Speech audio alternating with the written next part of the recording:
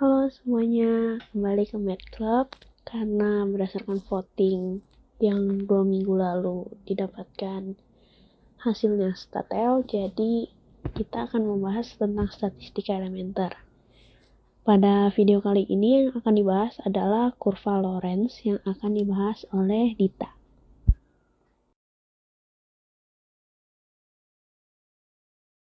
Oke, kita bakal bahas tentang kurva Lorenz. Nah, kurva Lorenz itu apa sih?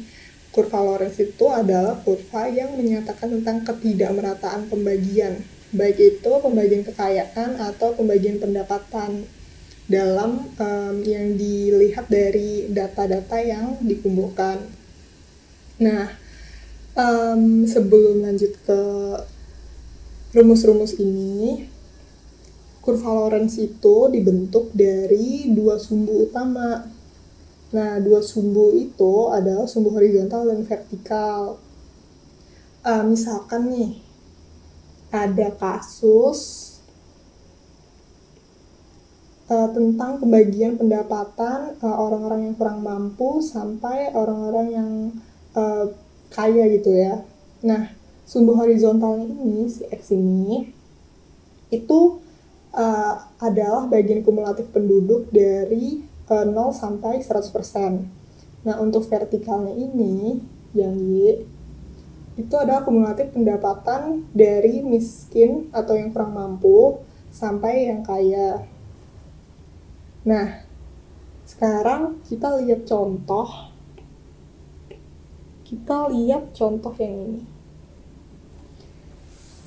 Kan ceritanya di situ ada 4 orang pemodal yang akan membuka bisnis dan masing-masing akan berkontribusi sebanyak 13, 8, 47, dan 22 juta rupiah.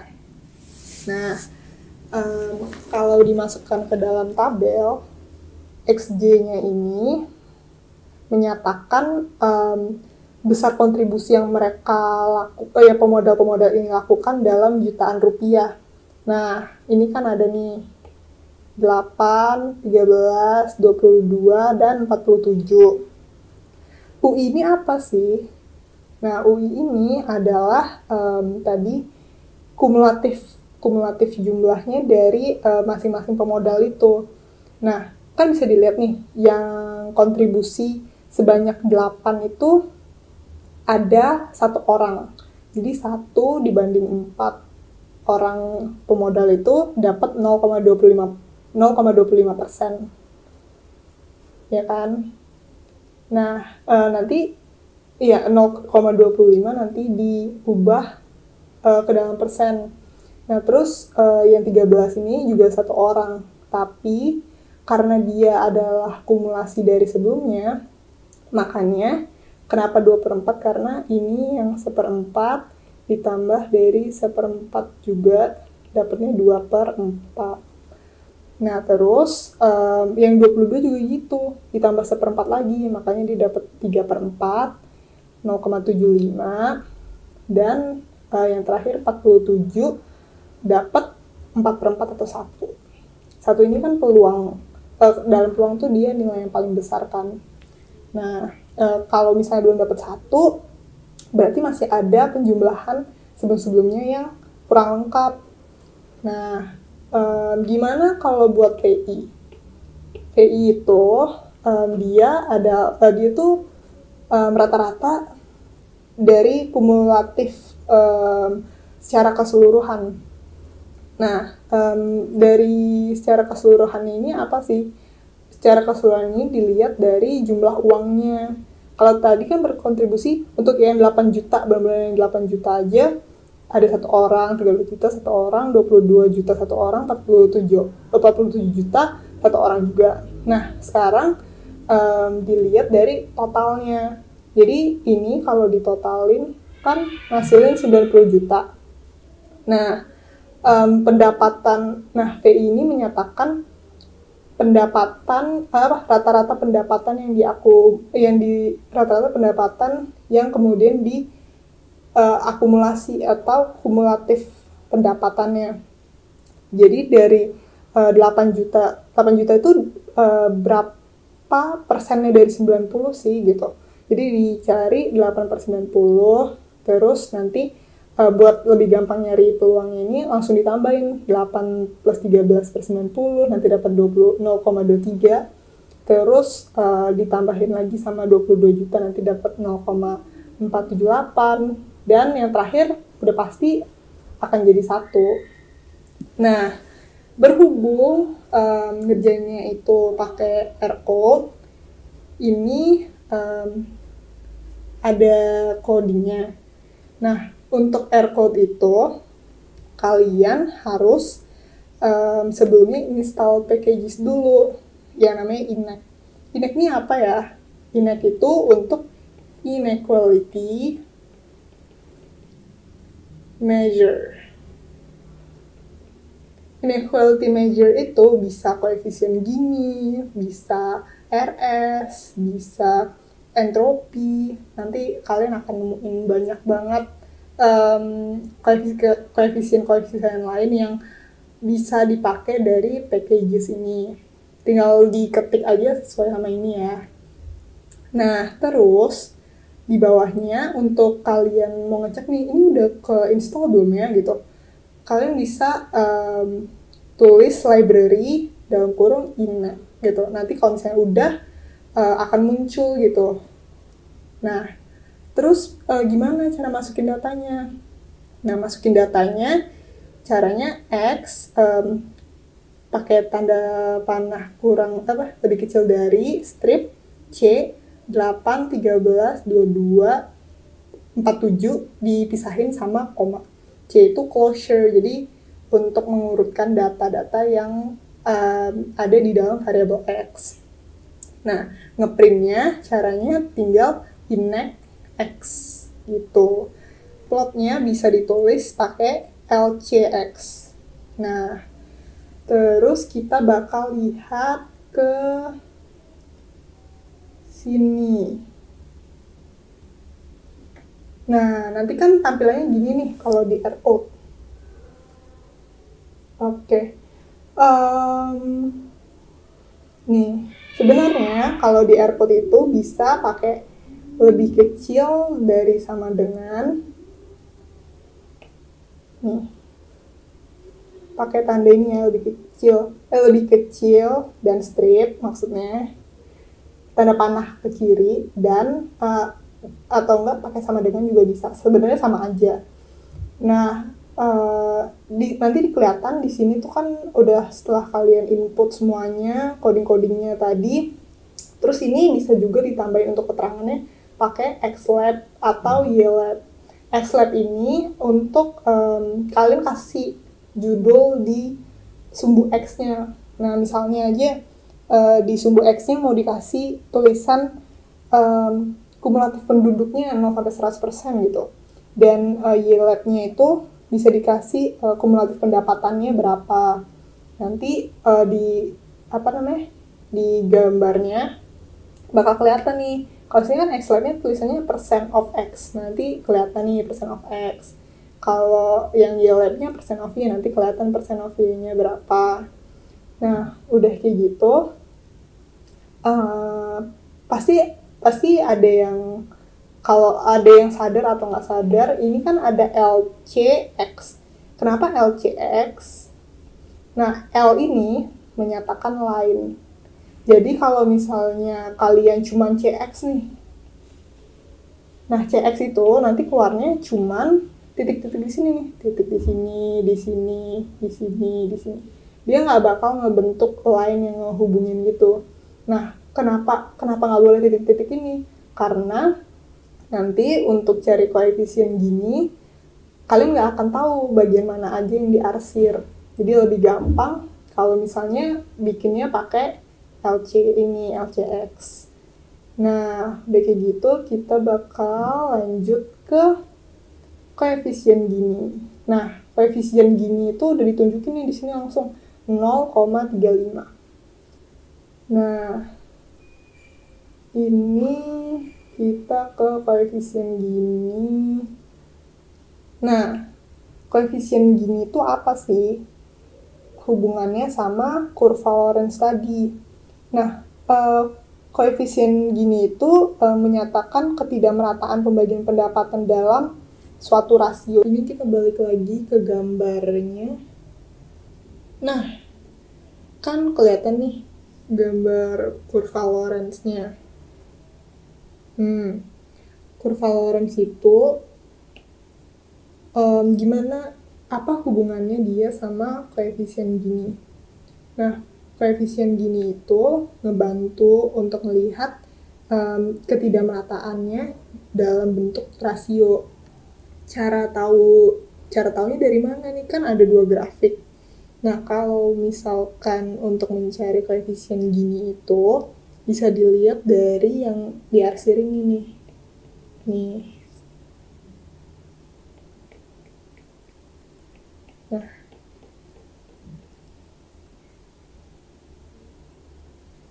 Nah, kalau misalnya dapat nilai koefisien Gininya itu 0,35 yang di hasil codingan tadi. Nah, rumusnya koefisien Gini itu bisa dilihat dari ini nih,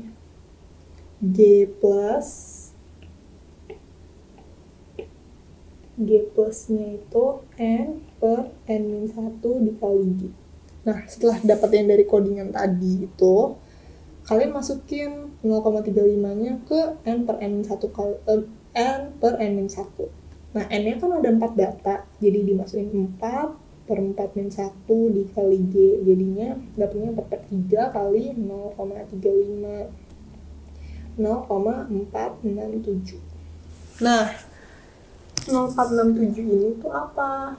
Nah, ini yang menyatakan rasio ketidakmerataan pembagian pendapatannya tadi gitu. Terus tahu itu pembagiannya itu merata atau enggak dari mana? Nah, koefisien Gini ini punya beberapa parameter gitu. Jadi parameternya itu yang pertama G sama dengan 0, misalnya dapatnya dia itu berarti pembagiannya sempurna, berarti ya rata, semua pendapatannya dibagikan dengan rata.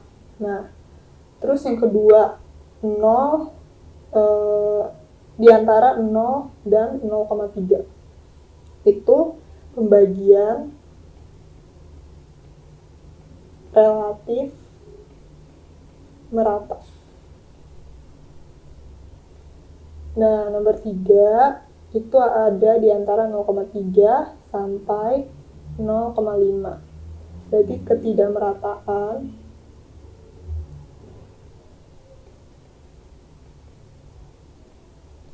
pembagiannya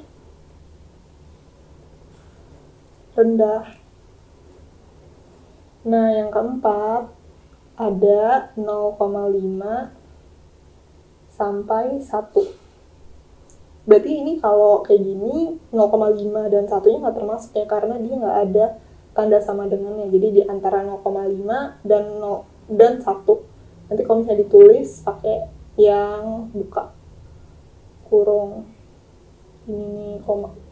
Nah, ini tuh dia pembagian ketidakmerataan pembagiannya tuh tinggi. Jadi ketidakmerataan pembagian tinggi. Nah, dan terakhir adalah Gini sama dengan 1. Berarti ketidakmerataan itu sempurna ya. Jadi orang-orang pembagian pendapatan itu benar-benar nggak merata gitu. Ketidakmerataan pembagian sempurna. Nah, tapi biasanya yang 1 ini jarang terjadi gitu. Nah, terus di sini ada yang dibahas lagi nih.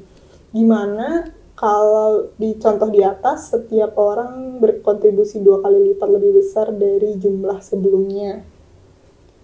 Nah, itu gimana ya? Apakah nanti nilai gininya berubah atau tidak? Ini udah dikasih jawaban nih. Nilai G plusnya itu tidak akan berubah. Nah, kenapa dia nggak berubah? Karena nilai yang G plus ini adalah nilai yang terstandarisasi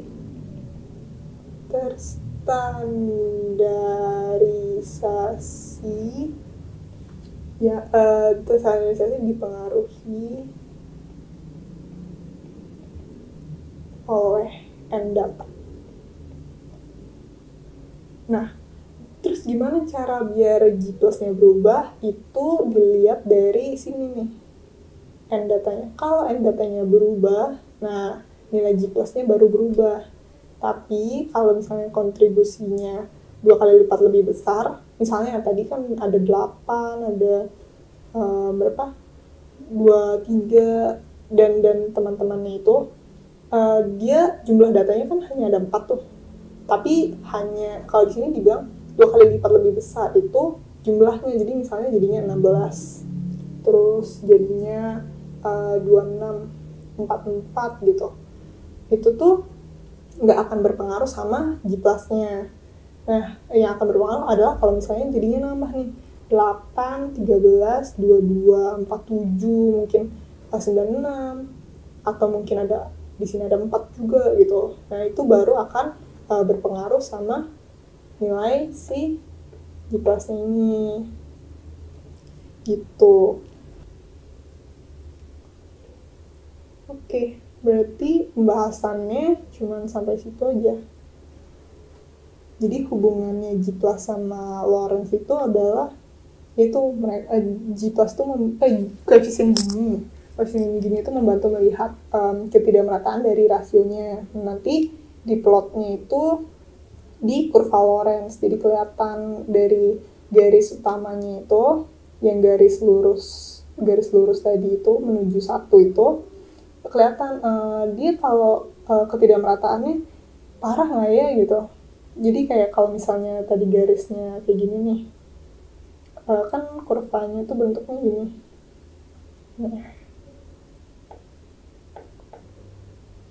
Nah, kurvanya kan bentuknya gini. Nah, gini kan. Kalau dia mendekati ini, kalau dia mendekati banget sama ini, misalnya kayak gimana, kayak gini, kayak gini misalnya, jelek banget. Gini gitu. Berarti tuh udah hampir nggak meratanya tuh sempurna gitu. Jadi orang-orang pembagian pendapatannya tuh benar-benar nggak merata gitu. Jadi bisa dilihat dari situ gitu kemakmuran misalnya di suatu negara gitu. Itu bisa kelihatan juga dari sini. Mungkin Indonesia juga bisa dilihat ketidakmerata pembagian pendapatannya kelihatan dari kurva Lorentz ini gitu. Ya, jadi hubungan koefisien gini dan kurva Lorentz itu, dan mungkin sejauh ini bahasnya akan sampai situ dulu. Oke, thank you semuanya. Oke, sekian dulu videonya. Kalau misalnya kalian ada pertanyaan, boleh langsung di grup WA. Dan untuk PDF-nya nanti aku bakal share di sana juga. Terima kasih.